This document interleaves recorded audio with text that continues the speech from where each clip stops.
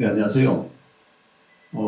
저는 저기 과천 펜타원 사업을 진행하는 과천 펜타시티 PFV의 법률 자문을 맡고 있는 법무법인 청신의 정성재 변호사라고 합니다. 대단히 반갑습니다.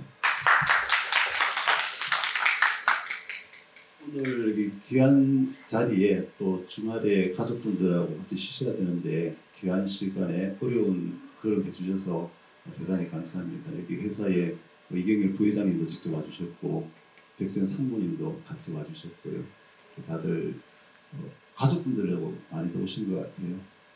그리고 오늘 이제 끝나고 나면 따로 이렇게 대출이라든지 이런 좀 더 구체적인 내용들을 또 도와드리기 위해서 하나은행이나 또 IM뱅크 은행에서 직접 나오셨으니까 또 추가로 궁금한 부분은 물어보셔도 될 것 같습니다.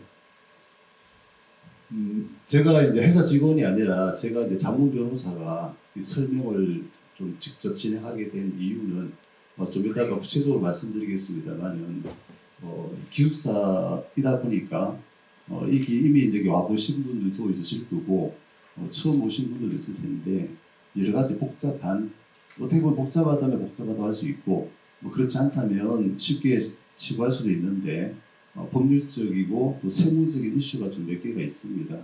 그러다 보니까 그런 내용들을 아주 정확하게 설명드리기 위해서는 우리 직원분들도 충분히 알고 계시지만 또 제가 조금 더 전문적인 지식으로서 설명드린 것이 좀 더 정확한 내용을 전달해 드릴 수 있겠다는 생각이 들어서 제가 직접 진행하게 되었습니다.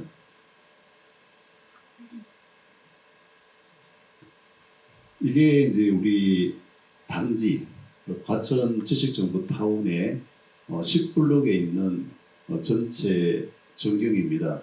올해 초에 준공 직후에 지어진 것이다 보니까 조금 환경은 지금과는 다른데요. 지금 이 앞에 보이는 건물 4동이 기숙사이고 그 바로 앞에 저렇게 공사 현장처럼 보이는 게 있습니다. 오시면서 확인하셨겠지만 바로 맞은편에 아파트 신축 공사가 진행 중이고 그 신축 공사 현장을 바로 기숙사가 내려다보고 있는 그런 모양새입니다. 저 뒤편에 보이는 것이 청계산이에요. 청계산이고 아이스 브레이킹 차원에서 개인적인 이야기 좀 말씀드리자면 저는 과천에서 지금 17년째 살고 있어요. 결혼하고 나서 서울에 지하 전세방을 전전하다가 애가 학교 들어가기 직전에 과천으로 이제 이사를 오게 되었는데 우리가 집을 산다고 하면 크게 두 가지를 동시에 봐야 되지 않겠습니까? 일단은 애를 키우고 내가 살고 내가 휴식을 취하고 하는 그런 거주성의 문제와 그리고 우리 대부분의 자산들이 부동산으로 들어가게 되기 때문에 그 자산 가치의 측면을 보통 동시에 보게 되는데 이 자산 가치의 측면은 어떻게 보면 상당히 좀 개인적인 판단의 영역이 있을 수가 있습니다. 거시적으로는 경제가 어떻게 흘러갈지 등등 이런 것도 봐야 되겠고 내가 사고자 하는 물건의 어떤 법적인 규제상의 어떤 것이 있을지 그런 것들이 있을 수가 있고 이런 부분은 제가 좀 이따가 조금 두분 말씀을 드릴 수 있겠지만 기본적으로는 이 부동산에 대한 투자 가치의 문제는 그 어떤 유명 유튜브라든지 전문가라든지 그런 부분도 중요하겠지만 그 개인의 판단의 문제라고 보여집니다. 그런데 앞서 말씀드렸듯이 이제 거주성의 문제, 이제 그런 부분을 좀 말씀드리고 싶어서 개인적인 이야기를 드리려고 하는데 저는 16년 전에 아주 우연한 기회로 과천으로 이사를 왔었어요. 제 친한 선배가 과천에 살고 있는데 과천이 너무 살기 좋다고 해서 특별히 와보지도 않고 덜컥 결정을 하게 되었는데 물론 큰 이유 중에 하나는 그 당시 제가 애를 초등학교 입학을 시키면서 대안학교를 보낼 계획을 갖고 있었어요. 그런데 과천에 굉장히 많은 소위 공동육아라고 하는 대안 성격의 어린이집도 많이 있고 대안 학교, 초등학교 단위, 중학교 단위 대안학교도 있고 그래서 이 수도권 주변에서 가장 그런 환경이 뛰어난 곳이 과천이라는 말을 듣고 물론 나중에는 일반 학교를 보내긴 했습니다만은 그것이 계기가 되어서 과천으로 이사를 왔고 지금까지 계속 살고 있는데 그런 이제 주거 환경에 대해서 굉장히 이제 만족스럽기 때문에 살고 있어요. 예를 들어서 여기는 그렇게 사교육에 전쟁으로 애들을 몰아넣는 동네 분위기가 아니에요. 물론 제가 처음에 이사 왔을 때랑 지금이랑은 환경은 많이 변했습니다. 그 당시에는 거의 재건축이 되기 전이었기 때문에 5층짜리 아주 오래된 아파트들이 마치 아주 이상한 동네에 와 있는 것처럼 분위기였다가 지금은 많이 변하긴 했는데, 아파트는 많이 변했고 외형은 많이 변했지만 제가 살아온 느낌으로 전체 분위기는 크게 사람들의 마인드라든지 생활 습성은 변하지 않은 것이, 그렇게 애들을 그렇게 사교육의 전장으로 몰아넣지 않아요. 부모님들이 대부분. 동네 분위기가 좀 그런 것 같아요. 그래서 사교육이라든지 애 학교 진학에 대해서 굉장히 관심이 많고 욕심이 있는 분들은 중학교 입학할 때 되면 이사를 가버립니다. 대치동으로 이사를 가거나 평촌으로 이사를 가거나. 그렇지 않은 분들은 계속 같이 남아 있는데 애를 키우기가 굉장히 좋아요. 여기 이제 부부가 같이 오신 분들을 위해서 말씀을 드리는 건데, 제 개인적인 경험입니다. 애를 키우기가 굉장히 좋아서 애들이 굉장히 자유롭게 좀 지내는 편이고, 그리고 유해 환경이 전혀 없어요. 그래서 가족들이 8시, 9시 저녁에 중심 상업지역으로 나가더라도 애들 데리고 나가고 우리 가족이 같이 나가더라도 낯뜨거운 장면을 전혀 볼 수가 없어요. 그래서 우리 애는 지금도 수시로 노래방에 왔다 갔다 하는데 그 노래방은 전부 다 가족들이 갈 수 있는 노래방들밖에 없어요. 뭐 그렇고, 그리고 굉장히 많은 공원들이 있고 도서관도 굉장히 많이 있고요. 그리고 저는 산을 좋아하는데 바로 저 뒤편에 청계산이 있고 반대편에 관악산이 있어서 과천에 사시는 분들은 어디든지 짧게는 10분, 길어야 20분 걸어서 산으로 접근할 수가 있어요. 그리고 또 과천은 계속 살기가 좋은 게 우리 나이 많으신 어르신들의 천국이에요. 완벽한 노인 복지가 돼 있어서 노인들이 사시기가 굉장히 좋아요. 아파트 단지가 되었건 단독주택 단지가 되었건 거주 환경은 굉장히 좋은 곳이다 라고 그냥 아이스 브레이킹 차원에서 제가 말씀을 드립니다. 그 다음은 이제 주거 환경도 굉장히 중요하지만 그 다음 이제 재산적 가치에 대해서도 굉장히 큰 관심이 있을 테니까 그런 측면에 대해서 지금부터 좀 말씀을 드리겠습니다. 이게 전체 단지 전경입니다. 단지 전경인데 저 뒷부분에 있는 건물 하나, 둘, 셋, 넷, 다섯, 6개 건물이 있는데 저게 이제 우리 기업들이 업무용으로 사용하는 건물입니다. 편의상 우리 과천시가 이 전체 사업, 지식정보타운 사업을 개발하는 과정에 각 블록별로 지식산업센터를 드릴 수 있도록 했고 일반 개별 사업도 드릴 수 있도록 했는데 각 단지 안에 건물의 용도를 과천시가 편의상 주용도, 부용도로 붙였으니까 그렇게 앞으로도 말씀드릴 수가 있는데 헷갈리지 마시라고 미리 말씀을 드립니다. 업무시설로 사용할 수 있는 용도의 건물이 저 뒤편에 있는 건물 6개 건물이 주용도 시설입니다. 그리고 저기에는 모든 기업들이 들어올 수 있는 것이 아니라 과천시가 지정한 특정 업종의 특정 업종의 사업만 진행할 수가 있습니다. 그리고 주용도 시설을 제외한 것들을 우리가 부용도 시설이라고 과천시가 보통 부릅니다. 부용도 시설은 바로 저 뒤에 있는 업무 시설을 지원하기 위한 시설들입니다. 여기 10블록 같은 경우는 대표적으로 기숙사가 있고요. 지하에 내려가시면 근린생활시설, 즉 식당이 있고 어린이집이 있고 체육시설이 있습니다. 그리고 가장 큰 규모를 차지하는 것이 기숙사 4개동입니다. 저 기숙사가 좀 전에 말씀드렸듯이 바로 맞은편에 대방건설이라고 하는 회사가 진행하는 아파트 현장을 마주보고 있기 때문에 저 정면이 바로 남서향이 됩니다. 남서향. 요 4개 건물 요 전면이 남서향을 바라보게 됩니다. 좀 전에 사진을 똑같이 이제 배치도로 만든 것인데요. 그 뒤편에 보시면 이렇게 지산이라고 표시는 되어 있습니다만은 업무시설 또는 뭐 주용도시설 이것이 건물이 있고 앞부분에 기숙사가 4개가 있는데 기숙사 4개가 있는데요.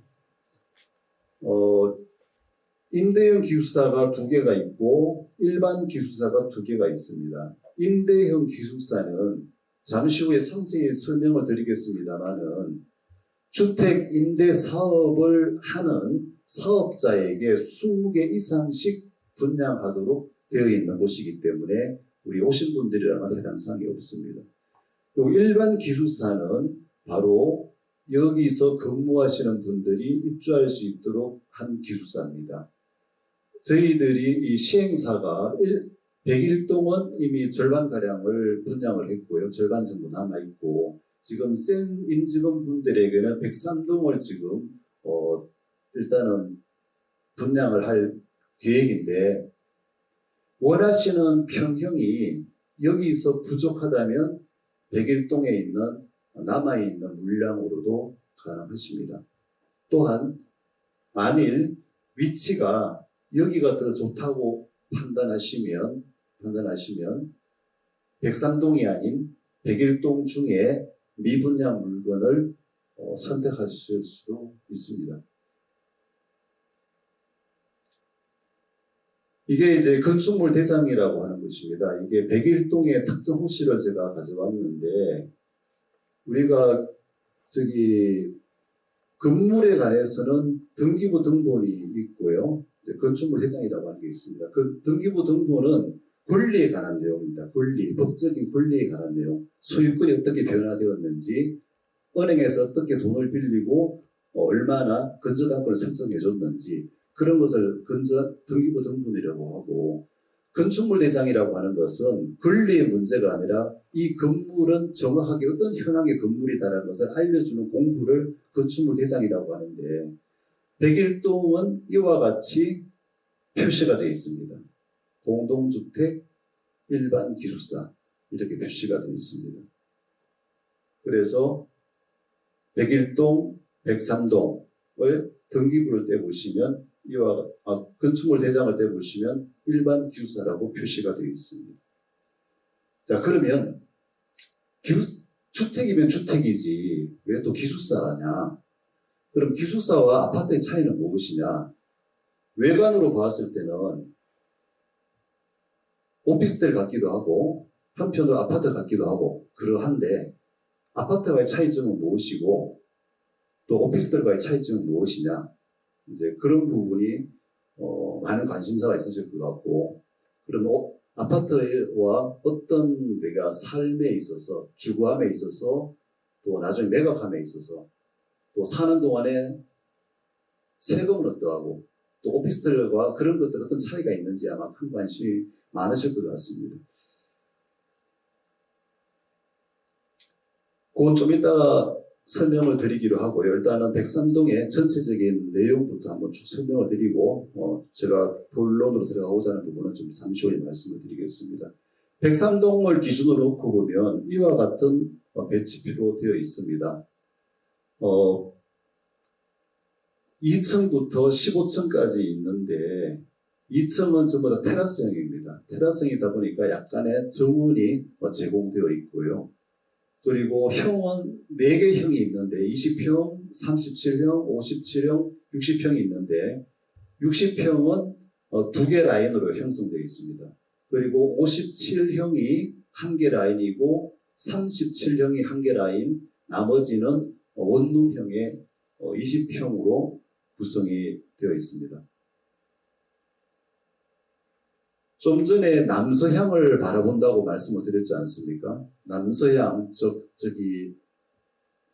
남서향 쪽으로 바로 맞은편에 아파트 건설 현장이 있다고 말씀드렸는데 그 면으로 무엇이 배치되어 있느냐 하면 60형 2개가 배치되어 있습니다.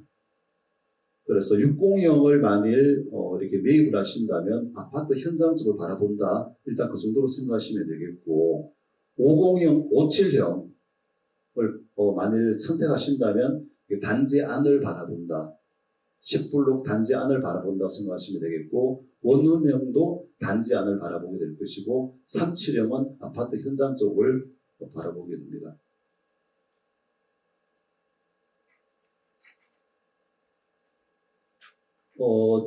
모든 타입에 기본적으로 빌트인이 제공되어 있고, 20형은 주로 이제 혼자서 사실 분들일 텐데 원룸형이 되겠습니다. 원룸형이기 때문에 방이 따로는 없겠고 거실과 방을 같이 쓰는 그런 구조가 될 것 같습니다. 37형은 소위 말해서 1.5룸이라고 합니다. 그래서 거실과 방이 구분되어 있고 37형부터는 전부 개인 취사가 가능합니다. 20형은 기숙사의 속성이 그러하다 보니 원칙적으로 개별 취사가 안 됩니다. 1층에 마련되어 있는 공동취사실을 사용하는 것이 원칙입니다. 하지만 건물 구조 자체는 개별 취사를 원하신다면 할 수 있는, 약간의 개량을 거친다면 할 수 있는 구조로 되어 있습니다. 37형부터는 기본 개별 취사가 가능하고 이것이 1.5룸이고요. 그리고 일부 층은 다락형이라고 되어 있습니다. 모든 형들에게 기본형이 있고 다락형이 있는데 다락형과 기본형의 차이는 분양가도 약간의 차이가 있을 것입니다. 다락형이 조금 더 비싸겠죠. 면적이 더 크니까. 하지만 그 다락형이 과연 쓸모가 얼마나 우리 집한테 있을까는 개인적인 판단이 될 것 같습니다. 그래서 다락형이 있는 곳은 다락이 따로 위에 있을 것이고 다락형이 아닌 기본형 같은 경우는 물건 보관할 수 있는 약간의 팬트리 공간이 제공되어 있습니다. 57형과 이제 60형이 주로 이제 가족분들 단위로 주로 오신 것 같으니까 이걸 좀 위주로 말씀을 드리도록 하겠습니다. 60형을 먼저 말씀을 드리면 말씀드린 것처럼 기본형이 있고 다락형이 있고 약간의 가격 차이는 있습니다. 다락형은 나중에 한번 둘러보시면 어떤 구조인지 대충 아실 텐데 기본형은 다락이 없는 대신에 물건을 보관할 수 있는 공간이 있습니다. 57형은 방이 2개이고 60형은 방이 3개입니다. 그리고 60형은 유일하게 화장실, 욕실이 2개가 있습니다. 면적이 관심이 있으실 텐데 이게 이제 60형이 무엇이냐면 이제 전용 공간을 의미합니다. 우리 국민평형이라고 하는 아파트가 33평인데 33평을 제곱미터 단위로 환산하면 109제곱미터가 되죠. 그런데 109제곱미터가 전용 면적은 아니죠. 84제곱미터죠. 그죠? 그런데 실제로 살다 보면 109제곱미터가 됩니다. 왜 그렇습니까? 확장해서 그렇죠. 확장. 그래서 이제 60형은 소위 아파트 기준으로 25평형입니다. 아파트 25평의 전원 면적이 평균적으로 59평방미터로 나오기 때문에 이 기숙사의 60형은 아파트의 25평형의 전용 면적과 거의 동일하다고 보시면 되는데 여기 보시면 실사용 면적이 26평으로 나옵니다. 이게 무슨 말씀이냐면 아파트 25평이 베란다를 트기 전에는 25평이 아니죠. 그죠? 22평 그 정도 되는데 베란다를 트면 25평 늘어나지 않습니까? 서비스 면적을 확장을 해버리기 때문에 여기서 이제 오피스텔과 기숙사의 차이가 나타나는데 오피스텔 같은 경우는 베란다 확장이 안 됩니다. 그런데 기숙사는 공동주택의 하나로 보기 때문에 서비스 면적이 제공이 되고 현재 지어진 이 기숙사들은 서비스 면적을 다 확장을 해버렸습니다. 그래서 실사용 면적이 이와 같이 즉 아파트 25평형과 동일하게 나오게 됩니다. 참고로 오피스텔 같은 경우에 이 면적, 아파트 25평의 확장형 실면적을 만일 오피스텔에서 사신다면 그 공식 면적은 60이 아니라 84가 되어야 될 겁니다. 오피스텔에서. 저도 얼마 전에 알았습니다. 이 준비하면서 도대체 면적이 어떻게 되는지 확인해보고 오피스텔과 어떤 차이가 있는지 우리 직원들과 쭉 물어보니까 그런 차이가 있다는 걸 저도 며칠 전에 알게 되었습니다. 결론적으로 확장이 되어 있고요. 아파트와 동일한 기준이다. 즉 아파트 25평과 동일한 면적으로 보시면 되겠고, 그래서 그 차이점 때문에 60형과 57형은 전용 면적은 3평방미터, 즉 한 평 차이지만 실사용 면적은 24.7, 26.6, 두 평 차이가 납니다. 서비스 면적이 더 넓기 때문에 그렇습니다.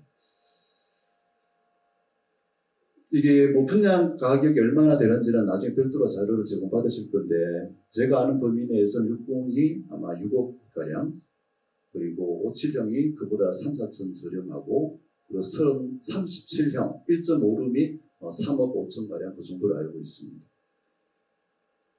이게 이제 기본적인 이제 이 각 부동산의 내용이고요.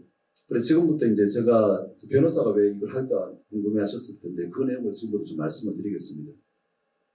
기숙사란 무엇이냐, 아파트와 오피스텔과 어떤 차이가 있는가, 이제 그런 것부터 시작을 하겠습니다. 기숙사가 무엇이냐 라고 말한다면, 우리가 이제 저도 법을 전문으로 다루고 있습니다만은, 이 법이라고 하는 것이 시간이 지나고 사회 현상이 복잡해지면서 굉장히 촘촘하게 법률로서 다 규정을 하기 시작합니다. 그럼에도 불구하고 여전히 우리 입법자의 또는 행정하는 사람들의 법을 만드는 속도가 또는 그 정확성이 완벽하지 못하기 때문에 곳곳에 구멍이 많이 있어요. 이거는 이제 기숙사에 들어와 살 때 어떤 문제와 규제가 따를 것이냐에 대해서도 다시 한번 반복하겠습니다만은, 법률 자체가 완벽하지 못하기 때문에 이 사회 현상을 완벽하게 규정하지 못한다. 대표적인 사례가 바로 이 기숙사입니다. 기숙사의 정의는 유일하게 현재 나와 있는 부분이 건축법 시행령 별표에 나와 있습니다. 건축물 시행령 별표 1에 가면 대한민국에 존재하는 모든 건물들의 용도를 규정해 두었습니다. 주택, 근린생활시설, 체육시설, 종교시설, 병원시설, 열 몇 개가량의 용도별로 다 규정을 해뒀고, 그 용도가 좀 전에 보았던 건축물 대장에 기재가 됩니다. 그래서 우리 기숙사는 건축법에서 어떻게 되어 있느냐를 보니 이렇게 되어 있습니다. 단독주택과 공동주택을 먼저 나누고, 공동주택은 4개가 있어요. 아파트, 연립주택, 다세대주택, 기숙사 이렇게 4개로 나눠져 있어요. 그래서 좀 전에 건축물 대장에 공동주택 갈로치고 기숙사가 있었던 겁니다. 그런데도 주택법을 보시면 서로 이렇게 조화롭지가 않습니다. 무슨 말씀이냐면, 주택법에 보시면 주택이란 이렇다라고 되어 있고요, 단독주택이란 이렇다라고 되어 있고, 공동주택이란 이것이다라고 되어 있는데, 공동주택의 구체적 유형은 주택법 시행령에 가서 규정을 해두었는데, 여기는 아파트, 연립주택, 다세대주택 3개만 되어 있어요. 건축법에서는 봅시다. 공동주택에 4개가 되어 있었는데, 주택법에서는 똑같은 공동주택을 3개만 규정해뒀고, 그 대신 준주택이라고 하는 새로운 개념을 만들어내어서 준주택의 하나로서 기숙사, 오피스텔을 다 규정해뒀어요. 이와 같이 기숙사가 건축법에서는 이거라고 했는데 주택법에 가니까 또 다른 것이라고 해요. 이것 때문에 굉장히 많은 혼선들이 발생합니다. 세금 관련해갖고 특히. 그럼 이제 주택법에 말한, 건축법에서 말한 기숙사는 도대체 뭐냐? 제가 오늘 안내 때문에 요 규정이 변화해온 과정을 다 한번 살펴봤어요. 기숙사가 우리 법에 최초로 등장한 시점은 80년대, 90년대에 등장했었어요. 그런데 우리 잘 아시다시피 60년대, 70년대 우리 구로에서, 청계천에서, 우리 시골에서 올라와고 수많은 우리 앞세대 분들이 고생하면서 일하실 때 다 기숙사에 살았지 않습니까?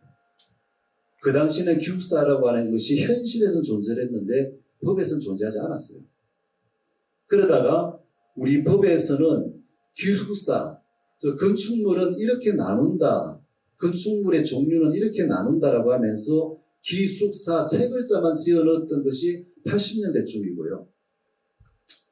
그리고 기숙사란 무엇이냐를 설명한 것은 언제냐면 불과 10년도 안 되었습니다. 10년 전에 기숙사를 이렇게 정의를 했고 그 당시에 기숙사는 요거만 있었습니다. 일반 기숙사에 해당되는 부분만 그 당시에 있었었고 작년 초에 법을 개정하면서 일반 기숙사와 임대형 기숙사로 나누기 시작했어요. 이게 작년 초에 있었던 일입니다. 그전에는 임대형 기숙사라는 건 존재하지 않았고 오로지 요 기숙사 요것만 있었습니다. 그리고 10년 전에 기숙사의 정의에는 뭐라고 되어 있었느냐 하면 공동치사는 가능하지만 독립된 주거는 안 된다라고 했었어요. 독립주거가 뭡니까? 우리 가족이 또 내가 드나들 수 있는 개별 문이 있어야지 독립주거가 되겠죠. 다른 사람으로 방해받지 않는 나만의 구획 공간이 있어 독립이 될 것이고 이것이 독립주거 공간인데 최초의 10년 전의 기숙사 정의에는 독립주거가 안 된다라고 했다가 그것이 얼마 전에 바뀌었어요. 그 조항이 삭제되면서 독립주거가 가능하도록 만들어졌고 그러다가 작년 초에 일반 기숙사와 임대형 기숙사로 나눠졌는데 드리고 싶은 말씀이 뭐냐 하면 이미 오래전부터 기숙사는 독립된 주거 공간으로 종업원들 또는 종업원 아닌 사람들도 실제 주거 목적으로 사용해 왔는데 법에서는 그것이 안 된다고 해왔던 거였어요. 그러면 거기에 대해서 제재가 따랐느냐? 아무런 제재가 안 따랐습니다. 결론적으로 법과 현실이 일치하면 좋은데 상당히 많은 영역에서 법과 제도와 또 현실이 일치하지가 않아요. 일치하지 않으면 행정재판기관은 이거를 제재를 가할 수가 있겠죠. 일치시키라고. 그런데 이거 역시 법에 근거가 있어야 돼요. 법에 근거가 있으면 제재를 가할 수 있고 시정을 할 수가 있는데 근거가 없으면 시정도 가할 수 없고 제재도 가할 수가 없어요. 기숙사는 그런 근거가 있느냐? 현재는 없습니다.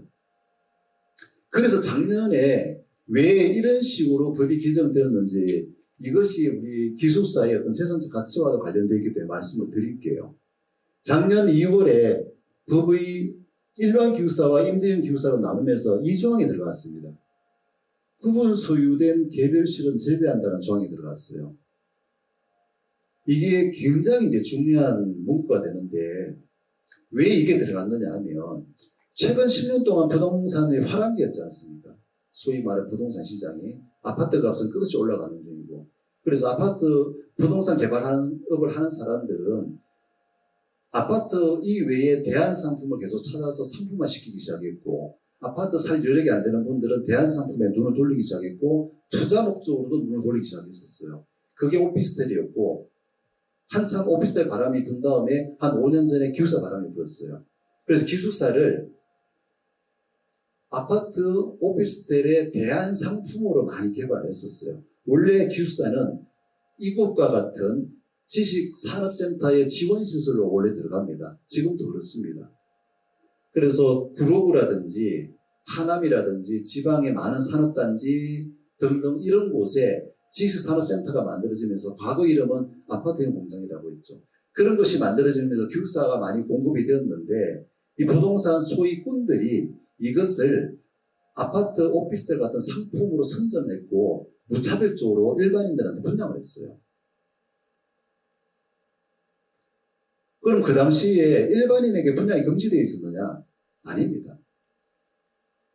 기숙사의 개념으로 놓고 보면 공장의 종업원을 위하여 사용하는 것이기 때문에 그 기업들에게 분양을 하고 기업의 종사자들이 살아야 되는 것이 기숙사의 본래의 개념인데 5년 전에 기숙사를 한참 상품화 시킬 때는 일반인들에게 무차별적으로 분양을 했는데 기숙사의 개념이 이러함에도 불구하고 개인들에게 분양이 금지된다는 법이 없었어요.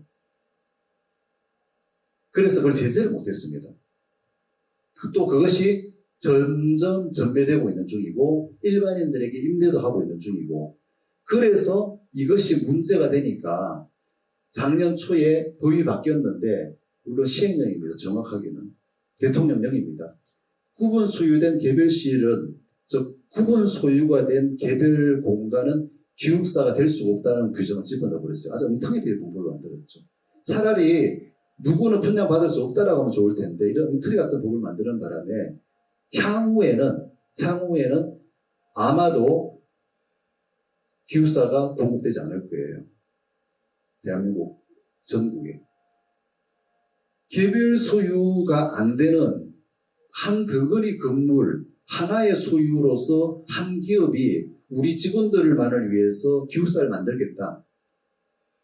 그게 가능하겠습니까? 불가능합니다. 수도권에서는 그럴 필요가 없지 않습니까? 수도권에서는 기숙사가 필요가 없어요. 다 가까우니까. 이런 기숙사가 정작 필요한 것은 지방인데 지방에 있는 기업들은 종업원들을 위해서 한 동의 건물을 기숙사로 만들 지력이 없어요. 그래서 저희들이 파악하기로는 작년부터는 더 이상 기숙사 허가 신청이 안 들어가고 있어요. 그런데 우리 같은 경우는 구분수요가 됩니다. 되었습니다. 법은 만들었지만 이게 이 법 개정 당시에 이미 건축이 진행되었던 건물은 이걸 적용을 안 시켰어요. 그래서 여기 가천 펜타운 건물 기숙사는 구분수요가 가능합니다. 그러니까 분양이 되는 거죠, 지금. 그래서 작년에 이제 임대형 기숙사라고 만들었는데 이거는 좀 전에 설명드렸던 것처럼 20개 이상씩 특정 사업자에게만 분양하도록 한 것이 임대형 기숙사고 그래서 과천 펜타운 4개 건물 중에서도 2개 동은 임대형 기숙사로 해서 주택임대 사업자에게 20개 이상으로만 분양할 계획이고 나머지 일반 기숙사는 우리 과천 펜타운의 종사자들이 사용할 공간으로 일반 기숙사를 현재 만들어 놓은 그런 상황입니다. 그래서 기숙사는 이런 곳입니다. 이런 곳인데 좀 전에 말씀드렸던 것처럼 주택법에 가보면 공동주택이 아니라 준주택으로 나와 있습니다. 준주택으로 나와 있기 때문에 이것이 이제 그 다음에서 이제 중대한 영향을 미칩니다. 그 기숙사가 주택인가? 내가 기숙사를 갖고 있으면 나는 무주택자인가 유주택자인가? 결론부터 러프하게 말씀을 드리면 나중에 청약을 받으실 때는 무주택자입니다. 하지만 세금 부과 때는 유주택자로 취급이 됩니다. 디테일에 들어가면 차이가 있는데 러프하게 그렇습니다. 이거는 법의 차이 때문에 그렇습니다. 우리 청약을 위해서 대부분 무주택자 요건이 가점제 구조에서는 무주택자 요건이 필요하지 않습니까? 그때는 주택법을 다루는데 좀 전에 주택은 주택법에서 준주택이라고 그랬잖아요. 그러다 보니까 무주택자입니다. 그런데 세금으로 내려오게 되면 세금에서는 주택법에 따라서 주택이다 아니다가 아니라 이상한 개념을 적용을 합니다. 상시 주거용이냐 사실상 주거용이냐에 따라서 주택이냐 아니냐를 봅니다. 왜 이렇게 보느냐 하면 세금을 많이 부과하기 위해서 그렇습니다. 우리나라 세법은 기본적으로 세금을 많이 부과하기 위해서 변화해 왔어요. 그러다 보니까 공부상 어떤 데 되어 있든 간에 사람이 사는 건물이면 주택으로 봐버리고 그래서 다주택자로 보통 봅니다. 물론 디테일에 들어오면 차이가 있긴 있어요. 이 정도의 차이점이 있긴 있습니다. 좀 전에 보았듯이 청약 자격에서 유주택자와 무주택자를 구별하는 것이 세법에 오면 똑같이 하는 것이 유일하게 이 부분입니다. 취득세. 취득세를 우리가 그렇게 세율이 크지는 않습니다만은 부동산을 취득하게 되면 취득세를 냅니다. 그리고 그 건물이 무엇이냐에 따라서 세율이 달라져요. 똑같은 1억 원짜리 건물이라도 100만 원 낼 때가 있고 10만 원 낼 때가 있는데 이 취득세 같은 경우는 주택과 준주택을 구분합니다. 왜 그런지 아십니까? 주택은 세율이 낮아요. 주택이 아니면 세율이 높습니다. 즉 세금을 많이 부과하려고 하는 거예요.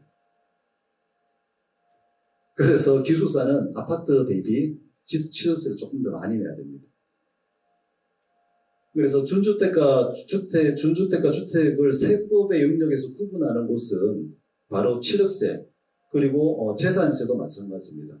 재산세의 경우도 주택법에 따르기 때문에 주택에 대한 세금, 재산세가 아니라 토지, 건물분으로 재산세가 부과되는데 그런데 이건 제가 설명을 드리기 위해서 이렇게 말씀을 드린 것이지 이것의 거래 가액 자체가 높지 않기 때문에 큰 의미는 없다고 봅니다. 취득세율과 재산세가 불과 10만 원 정도 왔다 갔다 하기 때문에 큰 의미는 없다고 보여집니다.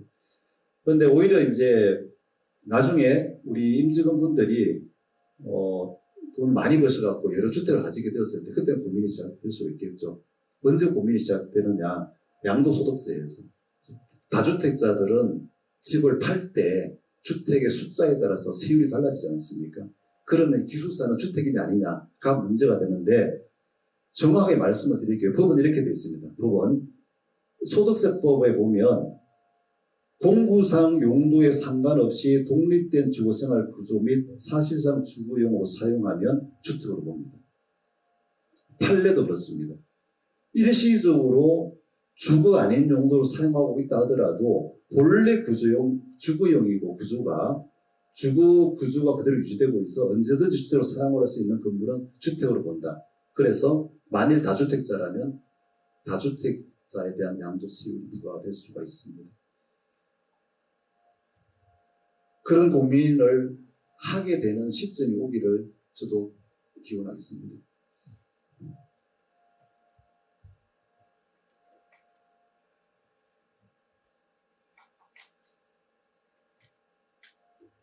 그다음 세법 관련해서 부가세가 문제가 됩니다. 부가세법은 굉장히 어려운 내용인데 요건 이제 좀 이따가 사업자 등록과 관련돼서도 좀 중요한 이슈가 됩니다. 이게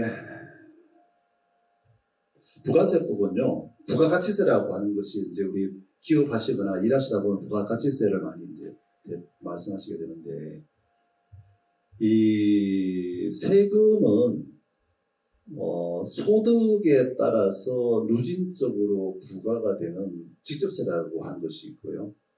임금 근로자들은 월급의 차이에 따라서 누진적으로 부과가 될 것이고, 사업하시는 분들은 종합소득세라고 해서 누진적으로 부과가 됩니다. 이거는 소득이 있는 곳에 과세가 있다라고 하는 전형적인 세금입니다. 그에 비해서 전 세계 모든 나라들이 부가세라고 하는 걸 운용하고 있는데, 이거는 소득과 무관하게 물건을 살 때마다 내가 세금을 내는 겁니다. 간접세라고 합니다. 나의 소득 수준이 얼마가 되었든 간에 물건을 사면 그 물건에 부과되어 있는 세금을 내야 됩니다. 이걸 부가세라고 하는데, 그럼 부가세를 누가 내느냐? 부가세는요, 최종 소비자가 냅니다. 기업들이 내는 게 아닙니다. 기업들은 부가세를 계속해서 증가시킵니다. 물건을 팔 때 부가세를 받아서 국가에다가 납부하고 그 대신 내가 물건을 사올 때 냈던 부가세는 환급을 받습니다. 사업자들은 부가세 부담이 없습니다. 하지만 최종 소비자는 그 부가세를 국가에 내는 게 아니라 정확히 말하면 판매자에게 내는 것이고, 판매자는 그 부가세를 국가에다가 대신 납부해 줍니다. 이 부가세가 이제 우리 기숙사와 관련해서도 문제가 될 수가 있는데, 여기 이제 우리가 면세사업이라고 많이들 이야기하잖아요. 해외여행 가시면 텍스프리라고 있지 않습니까? 면세. 또 우리 면세 점도 있고, 거기서 말하는 면세가 뭐냐면 부가세입니다. 부가세가 면제되어 있느냐를 가지고 면세라고 하는 거고요. 그리고 우리 세법에서도 면세사업은 뭐냐면 부가세를 면제해 주는 사업을 면세사업이라고 합니다. 부가세법에서 보면 주택을 임대하는 경우 면세로 해놨어요. 즉 임차인들은 대부분 사회적인 경제적 약자이기 때문에 부가세라고 하는 간접적인 세금을 내지 말라고, 주택 임대 사업할 때는 부가세를 붙이지 않아도 된다고 했어요. 그래서 임차인은 그냥 임대료만 내는 것이지 플러스 10% 부가세를 안 내도 됩니다. 이걸 부가세 면세 사업이라고 해요. 그런데 세법에서는 면세 사업을 하는 경우에는 이 면세 사업을 위해서는 물건이 있어야 되잖아요. 물건을 팔거나 물건을 임대해 주거나 해야 되는데, 이 물건을 매입할 때 이것이 면세 사업으로 사용이 된다면 매입할 때 붙었던 부가세는 국가로부터 환급을 못 받게 되어 있어요.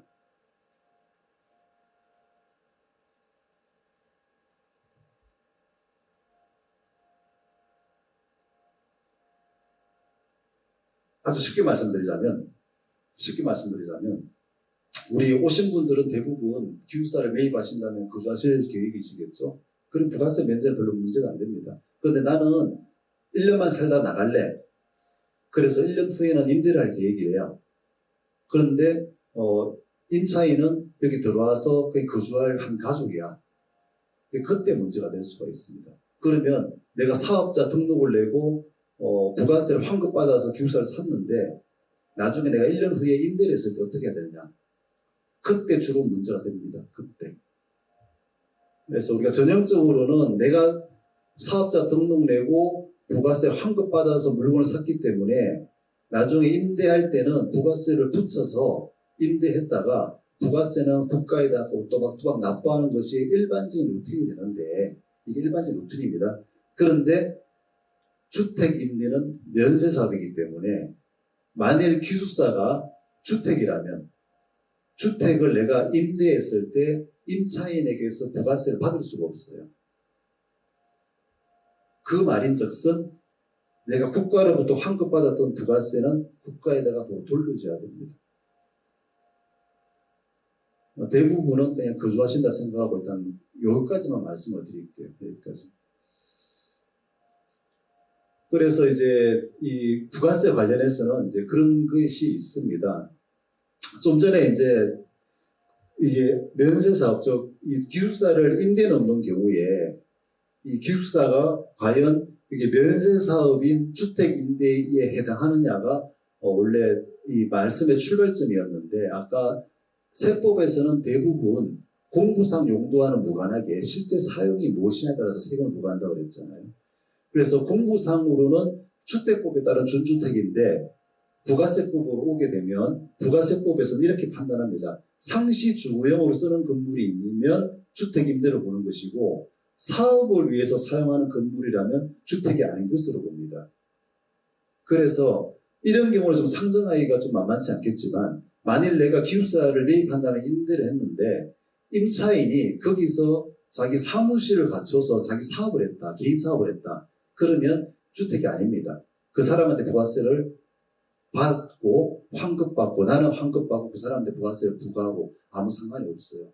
그런데 그 사람이 가족들과 함께 거주를 한다. 그렇게 되면 그 사람한테 부가세 내가 못 받습니다. 이미 환급받았던 부가세는 소위 말해서 토해내야 됩니다.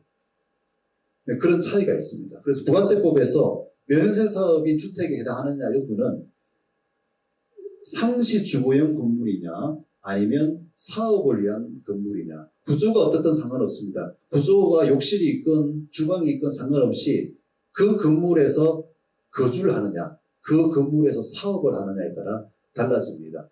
일반 아파트를 내가 임대해서 내가 그 아파트에 회사를 차려서 우리 직원들이랑 근무를 한다면 그 아파트는 더 이상 주택이 아닙니다.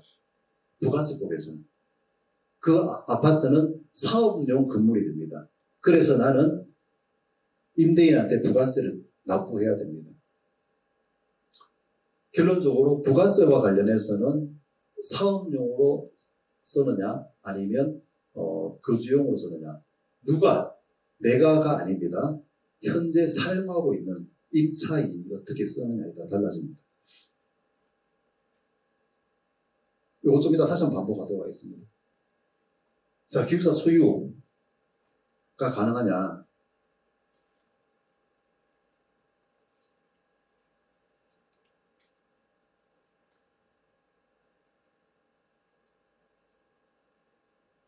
기숙사 소유가 가능하냐 문제는 정확하게 제가 제목을 잘못 달았거든요.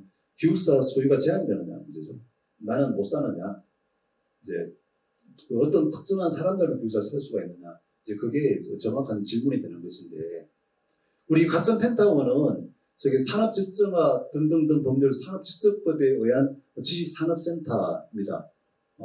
그리고 지식산업센터는 아까 이제 과천시는 제조업, 지식산업, 정보통신산업을 주용도로 칭합니다. 그래서 주용도와 그리고 지원시설인 부용도, 기숙사, 식당으로 구성이 됩니다. 그리고 기숙사는 지원시설 중에 하나이고 지원시설이란 입주업체 생산활동을 지원하기 위한 시설이라고 되어 있는데 그러면 이 지원시설은 특정 업종만 들어올 수 있느냐? 현재 과거에는 특정 시설들만 들어오도록 했다가 얼마 전에 법이 바뀌면서 도박장, 뭐 이런 것들만 아니면 다 들어올 수도 해놨습니다. 지원시설에 현재 대부분 들어올 수가 있는데 그럼 기숙사의 소유 자격이 제한되느냐? 현행법상 소유 자격에 제한이 없습니다. 그래서 아까 제가 말씀드렸지 않습니까? 5년 전에 기숙사가 일단 부동산 상품화되었을 때 그때 일반인들한테 무차별적으로 분양이 되었는데 그에 대한 제재가 불가능했어요. 왜냐? 법에서는 기숙사는 누구만 소유할 수 있다라고 제한 규정이 없기 때문에 그렇습니다. 반대로 해석하는 쪽도 있습니다. 반대로 해석하는 쪽. 아까 일반 기숙사의 정의에 보시면 공장, 학교가 종업원, 학생을 위해서 사용하는 건물이라고 되어 있기 때문에 이걸 아주 좁게 해석해서 공장주, 학교 법인만 소유할 수 있다라고 해석하는 쪽도 있어요. 이거는 기숙사의 투자 상품화를 적극적으로 막으려고 하는 국토부의 입장입니다. 정부 부처 내에서도 의견이 갈립니다. 산업부는 산자부에서는 현행법상 기숙사는 누구누구만 소유해야 되고 누구누구는 소유할 수 없다는 규정이 없기 때문에 누구든지 소유할 수 있다는 입장입니다. 부처 내에서도 엄청나게 많은 의견들이 싸움이 있어요. 그러다 감사원이 얼마 전에 정리를 했어요. 감사원에 따르면 어떻게 이야기했느냐 하면 이게 이제 요거 때문에 감사원에서 얼마 전에 의견을 냈습니다. 여기 보시면 다른 법에서는 기숙사의 소유 자격에 대한 제한이 없는데 유일하게 제한을 가하는 것이 산업직접법에서 보시면 어떻게 되어 있느냐 하면 산업직접법에서는 지식산업센터를 개발해서 그것이 업무시설이든 상가든 기숙사든 무엇이든 간에 분양을 하려면 시장의 승인이 필요하다고 산업직접법이 되어 있어요. 우리가 아파트 청약하지 않습니까? 아파트 청약하면 입주자 모집 공고문을 보죠. 주택법도 동일한 구조입니다. 주택법에서도 아파트를 개발하는 사람들은 무차별적으로 분양할 수 있는 게 아니에요. 시장, 군수, 구청장한테서 미리 승인을 얻어야 되는데 그 승인 내용에 뭐가 들어가 있느냐 하면 분양 자격이 들어가 있습니다. 어떤 사람들만 분양에게만 분양하라고 분양 자격의 제한이 들어가 있어요. 그래서 아파트 분양 승인에서 이런 사람들에게만 분양하도록 했는데 이거 무시하고 엉뚱한 사람한테 분양해버리면 분양하다 무효화됩니다. 똑같습니다. 산업직접법에서도 마찬가지입니다. 지식산업센터의 업무시설, 식당, 학교 그런 온갖 시설들은 이러이러한 사람들에게만 분양하라고 시장에 제한을 가할 수가 있어요. 이것이 바로 기숙사의 소유를 제한할 수 있는 유일한 근거가 되는 것입니다. 그래서 과천 여기 시행사가 처음에 과천시에게 분양을 승인을 신청할 때 우리는 주용도에 있는 사업주 소유자뿐만 아니라 우리 주용도에 임대해서 사업을 하는 사람들에게도 기숙사를 분양하고 싶다라고 했는데 과천시가 그 부분을 막았어요. 그때 막을 때 감사원이 의견을 냈는데 어떤 의견을 냈느냐면 이렇게 의견을 냈습니다. 현행법상 기숙사의 소유 제한은 없으나 과천시장은 분양 승인 시에 분양자 범위를 제한할 수 있다 이렇게 되어 있어요. 이걸 근거로 과천시는 임차 사업주한테는 하지 마세요. 그냥 소유한 사람들에게만 분양하세요라고 분양 승인을 해줬어요. 그게 이제 그 배경은 5년 전에 기숙사가 투자 상품화되었을 때 어떤 부작용이 나타났느냐 하면 정작 기숙사를 필요로 하는 종업원들한테 기회가 안 갔던 거였어요. 일반인들이 다 분양받아버린 바람에.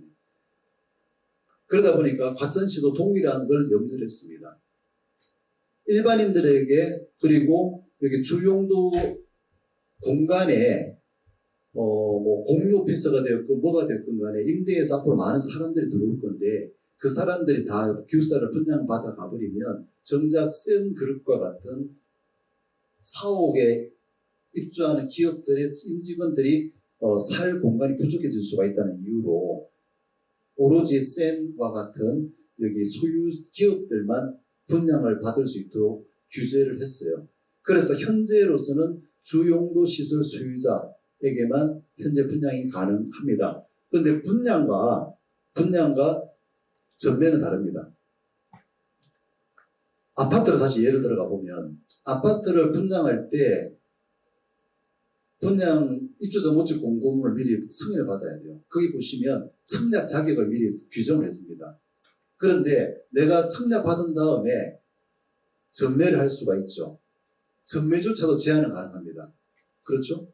분양가 상한 지역이라든지 여러 가지 법에서 제한을 해둬요. 과거에 부동산 시장이 침체되었을 때는 소위 딱지라 그러잖아요. 전매 제한이 없다 보니까 분양 자격이 있는 사람이 분양받은 다음에 그 자리에서 다른 데 팔아버렸죠. 전매가 곧바로 일어났어요. 딱지, 프리미엄이 붙어서. 그러다 부동산 시장이 광풍이 불면 3년, 5년 후에만 전매하도록 또 제한을 가하잖아요.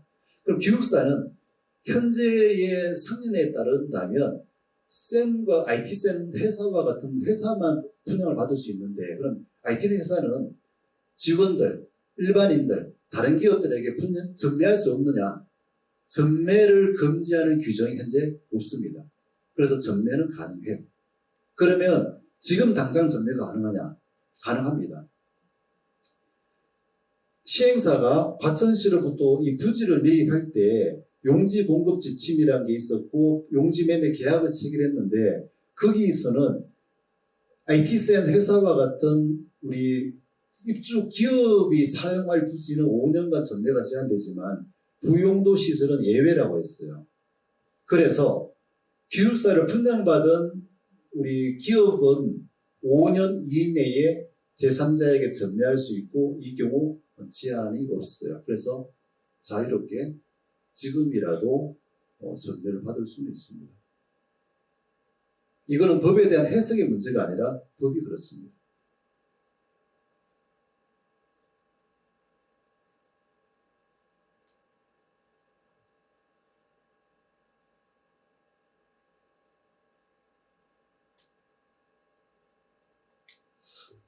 이건 상당히 좀 어려운 내용일 수 있는데 산업지적법에 이제 그런 조항이 하나 있어요. 이제 지산에 입주할 수 있는 시설이 아닌 용도 지산을 활용하게 되면 벌금형이 가능하다는 규정이 있어요. 이거는 이제 어떤 걸 염두에 두느냐 하면 우리 회사가 우리는 IT업에 쓰려고 업무 시설을 분양받았는데 법에서 또는 과천시가 허용하지 않은 다른 용도로 쓰는 경우, 예를 들어서 도박에 필요한 프로그램을 만든다든지 그런 거 있잖아요. 그런 걸로 쓰지 말라는 조항으로 저를 만들었어요. 형사처벌이 가능하다고 되어 있잖아요. 제가 8년을 다 검증해 보니까 딱 한 번, 한 몇 년 전에 1심에서 벌금형 받은 사례가 있던데 그 케이스가 뭐냐면 그 당시에는 이렇게 근린생활시설 상가 용도가 이렇게 제한되어 있었습니다. 지금은 이런 근린생활시설이 다 넓어졌는데 그 당시에 상당히 제한적이었거든요. 그 사람이 문화집회시설, 이렇게 강당 이런 시설을 분양 임대를 한 다음에 그 법에서 허용하지 않은 예식장을 써버렸어요. 법에서는 예식장 못 쓰게 돼 있었거든요. 그러니까 이제 더 이상 예식장 하지 마세요. 그래도 안 지키니까 고발했고 벌금형 500만 원을 받았어요. 그런 경우를 염두에 둔 겁니다. 그런 경우를. 법에서 전혀 허용하고 있지 않은 엉뚱한 용도로 썼을 때 우리가 종교시설 안 되죠. 이거를 종교시설로 쓴다든지 이걸 임대해서 종교시설로 쓴다든지 또는 이거를 분양받은 우리 소유자들이 임대업으로 활용한다든지 맞은편에 있는 업무시설에서 우리 과천시가 전혀 허용하지 않은 엉뚱한 용도로 저걸 쓴다든지 그런 경우에는 이런 고소고발이 따를 수가 있는데 본래 그걸 염두에 둔 것입니다. 그럼 기숙사에도 이런 것들이 가능할 것이냐? 저는 현실성 거의 없다고 봐요. 없다고 보는데 그런데 우리 회사 법무팀에서 굉장히 열심히 일을 하시면서 이런 리스크도 염두하시는 것 같더라고요. 그래서 최대한 보수적으로 그 리스크를 한번 따져볼게요. 좀 어려운 영역일 수도 있는데 재미없고 딱딱하면 안 들어도 상관없습니다. 빨리 5분만에 끝내버릴게요. 여기서 이제 입주 대상 시설 용도로 쓰면 안 됩니다. 안 되는데 이게 이제 처벌 대상이 누구냐가 문제예요. 이게 이제 법이 이제 완벽하지가 않습니다. 우리가 이제 세금을 부과하고 형사처벌을 가하는 것은 개인의 재산과 개인의 신상에 엄청난 불이익이 오기 때문에 우리 헌법상 제헌법정주의라고 합니다. 조세법률주의라고 해서 법의 규정이 없으면 도덕적으로 아무리 비난받는 행위라 하더라도 처벌이 안 됩니다. 이거는 형사법의 대원칙이에요. 내가 아무리 부도덕하고 정말 천하의 필연짓을 하더라도 우리 처벌하는 조항이 없으면 난 처벌당하지 않습니다. 여기 처벌 대상을 입주자라고 했어요. 입주자. 근데 입주자가 뭐냐 하면 여기 입주자와 이제 용어가 헷갈릴 수가 있는데요. 우리 일반적인 개념으로는 입주자는 기숙사 입주하는 걸 말할 것이고 수유자라면 내가 수익을 확보하는 걸 의미하잖아요. 그런데 지금부터 한 5분 동안 말씀드린 입주자는 들어가 산다의 입주가 아닙니다. 그게 본래 용도와 다른 용도로 썼을 때 처벌받는 대상을 법에서는 입주자라고 했는데 그 입주자는 이렇게 돼 있어요. 지산을 분양 또는 임대받아서 사업을 하는 자라고 돼 있어요. 지산을 임대받거나 분양받아서 사업을 하는 자가 엉뚱한 용도로 썼을 때 처벌 대상이 될 수가 있어요. 그래서 하나하나 다 피해 나갈 수 있습니다. 먼저 분양이죠. 분양받아서. 분양은 뭡니까? 이게 쪼개서 파는 걸 분양이라고 하죠. 그래서 우리 집합 건물을 만든 다음에 다 쪼개서 파는 행위를 분양이라고 해요. 아파트를 분양한다고 하죠. 그런데 아파트 분양받은 사람이 다른 사람한테 팔 때 이걸 분양이라고 합니까? 그건 아니잖아요.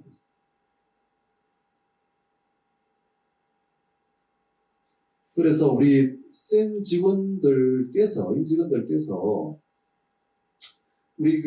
저기 피해보고에 즉 시행사는 이 기숙사를 여러분들한테 직접 분양할 수가 없습니다.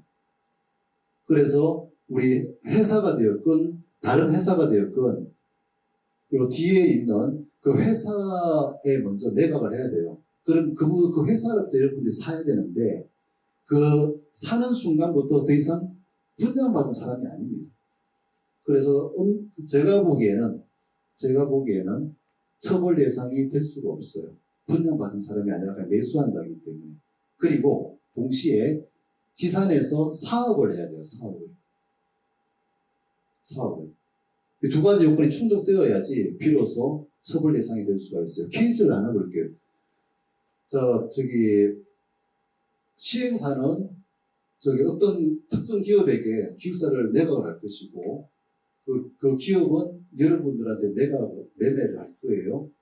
그런데 그 부동산을 이제 확보한 다음에 우리 가족이 들어와 살겠다. 이거는 기숙사의 본래의 용도죠. 기숙사가 본래 그런 거 아닙니까?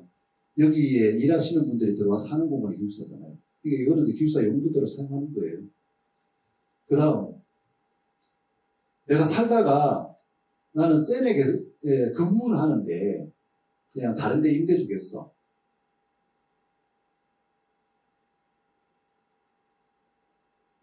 이런 경우가 생길 수가 있겠고, 또는 개인적 사정상 다른 회사로 이직을 했어요. 그런데 여기가 너무 좋아요. 새로 옮긴 회사도 이 근처고 여기 계속 살겠어. 이 두 가지가 문제가 될 수가 있겠죠.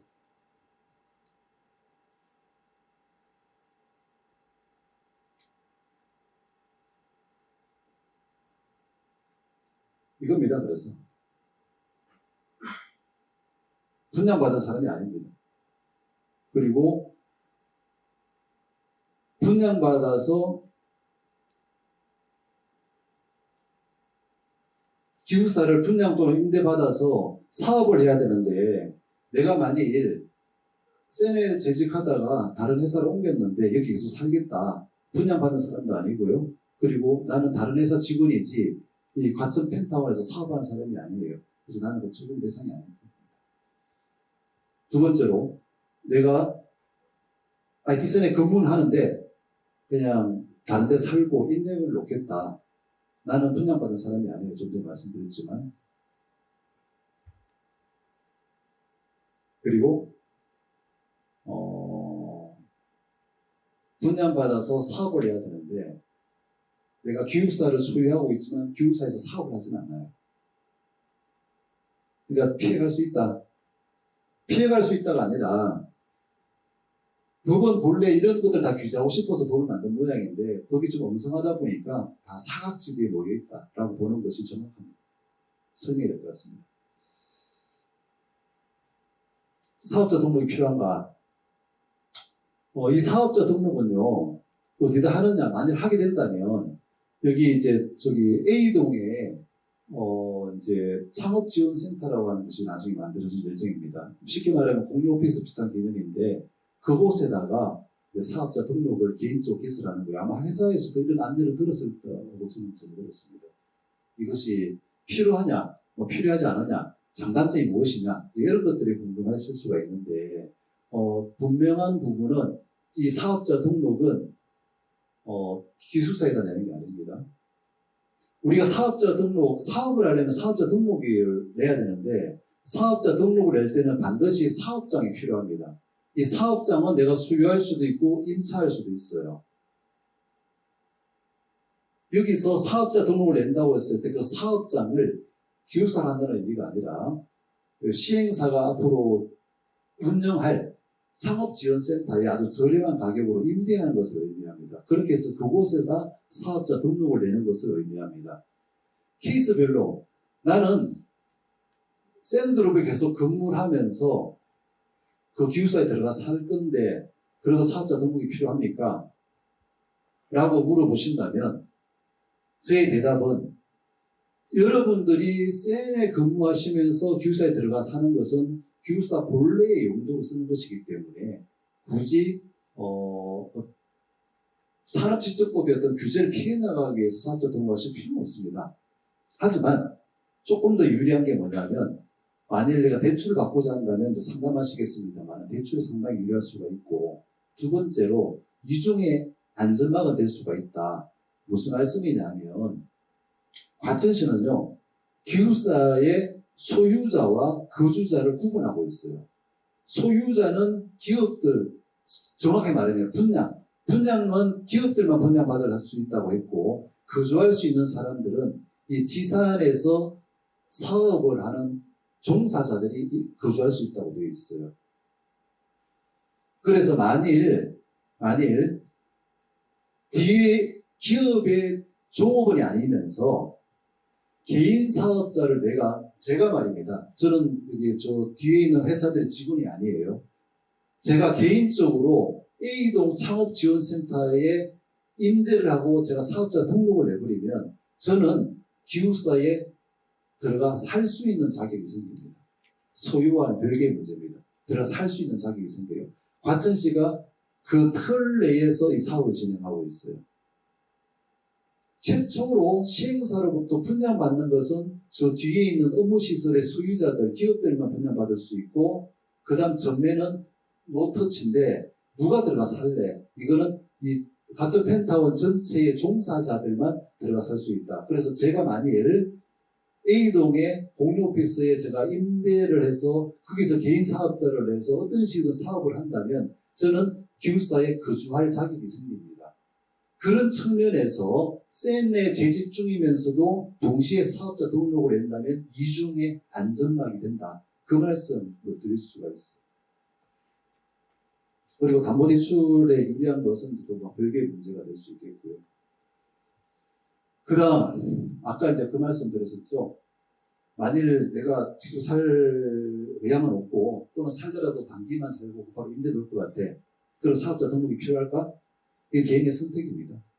사업자 등록을 내면 임대하면서 임차인에게서 부가세를 받아야 되는 것이고요. 그리고 기존에 환급받은 부가세는 그것도 유효한 것이고 물론 아까 좀 전에 봤던 부가세법에서는 그것의 실제 용도가 주택이냐 아니냐에 달라지긴 하는데 원칙적으로 그렇습니다. 내가 사업자 등록을 내고 임대를 하게 되면 부가세도 징수해야 되고 내가 시행사에 냈던 부가세도 환급이 가능하고요. 두 번째, 내가 샌에 다니다가 다른 데로 이직을 했는데 여기서 살고 싶어. 그때는 사업자 등록이 반드시 필요하겠죠. 왜냐? 저는 과천 펜타운의 종사자가 아니기 때문에.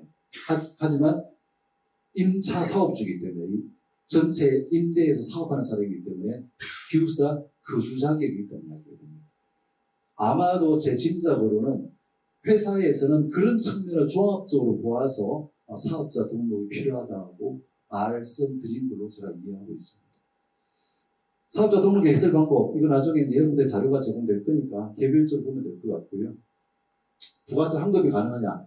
좀 전에 말씀드렸는데 좀 굉장히 좀 복잡합니다. 제가 드린 건 원론적인 이야기고, 이거는 세무서가 어떻게 판단에 따라 많이 달라집니다. 저희들이 여러 세무서에 문의를 했는데 세무서조차도 다 다릅니다. 각각의 세무서별로 의견이 달라요. 그래서 일단 제가 말씀드린 것은 기존의 케이스, 판례를 위주로 이렇게 봐야 된다고 말씀드렸던 거였고, 과연 내가 환급 받았는데 참고로 만일 6억 원짜리 기숙사를 매입을 하시면 그 6억 원에는 부가세 2,500만 원이 포함되어 있습니다. 그래서 내가 사업자 등록을 내고 기숙사를 매입을 하면 일단 6억 원을 시행사에 낸 다음에 2,500만 원은 내가 돌려받을 수가 있어요. 국가로부터. 사업자 등록을 내가 냈을 겁니다. 아까 부가세는 최종 소비자에게 전가된다고 했잖아요. 내가 사업자 등록을 내면 그 부가세를 환급받을 수 있어요. 그러면 난 영원히 내 것이냐? 또 그렇지는 않습니다. 나중에 그 부동산도 내가 갈 때는 그 부가세를 또 얹어서 팔아야 돼요. 얹어서 팔았다가 부가세를 다시 국가에다 대신 납부해줘야 됩니다. 부가세는 결국은 최종 소비자가 내는 것이고 중간에 있는 단계에서 내가 환급받아 보면 내 것이 아닙니다. 하지만 초기 비용은 절감할 수가 있겠죠.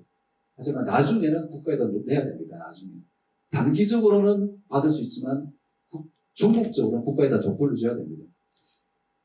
그래서 부가세의 상세한 내용은 어떻게 보면 세무서나 또는 세무사 등등에 좀 문의해보시면 신청하고, 제가 드린 내용은 원론적인 내용입니다.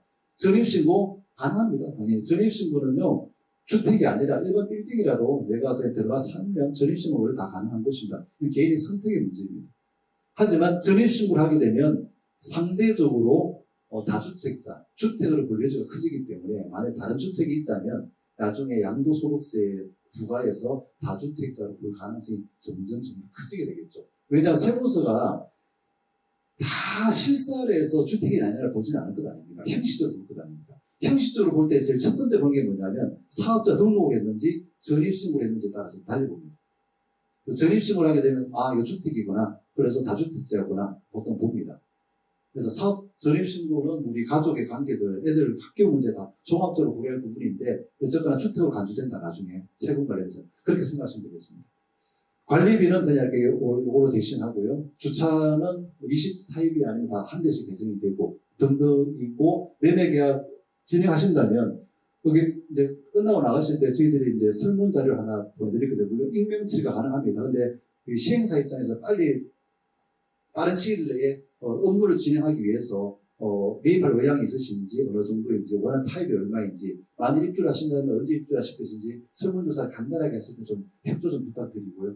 나중에 이제 만일 매입 의향이 있으시면 회사 통해서 다시 정확한 안내가 나갈 것인데, 아마도 제가 서두에 말씀드렸지만 시행사가 곧바로 임직원들에게 분양을 못하기 때문에 한 단계를 거쳐야 되는데 그 단계를 준비하는데 시간이 약간 좀 걸릴 것 같아요. 한두 달 정도. 그러다 보니까 그럼 그때까지 가만히 눈 놓고 기다려야 되냐? 그럴 수 없지 않습니까? 어떤 분들은 확고하게 매입 의향이 있으시고, 이것의 경제적 가치는 개인적 판단이겠지만 매입 의향이 있으시고, 그 중에서도 백일동의 저쪽 라인이 굉장히 마음에 좋아. 나 지금 무조건 저걸 먼저 픽하고 싶어. 이런 분들의 니즈가 있을 테니까 시행사 입장에서 어떤 계획을 갖고 있느냐 하면 다른 곳도 좀 그런 식으로 진행하고 있는데요. 일단 임대 계약을 먼저 합니다. 형식적으로. 그 계약금, 중도금을 내고 임대 계약을 하고 그 다음 입주하실 무렵에 이걸 매매 계약으로 전환을 해서 누구랑 매매하느냐 하면 중간 거쳐 있는 회사, 저 뒤에 있는 한 회사가 먼저 그 부동산 매입한 다음에 여러분의 매각하는 식으로 구조를 짤 겁니다. 그래서 그런 절차적인 부분들에 대해서 나중에 실무적으로는 다시 한번 회사 통해서 안내를 드릴 예정입니다. 일단 긴 시간 동안 굉장히 딱딱하고 재미없는 내용이었는데 기회 청해 주셔서 대단히 감사합니다. 네, 고맙습니다. 수고하셨습니다.